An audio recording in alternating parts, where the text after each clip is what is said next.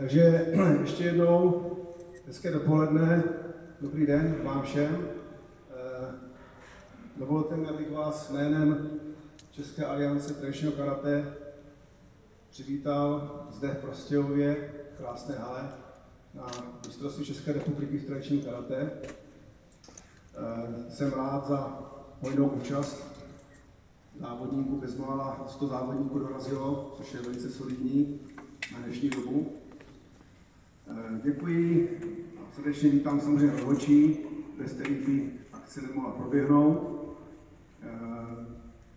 Také srdečně vítám organizátory a všechny ostatní pomocníky, kteří se podíleli na celé akci, a v neposlední řadě vás, rodiče a další spřátelené subjekty.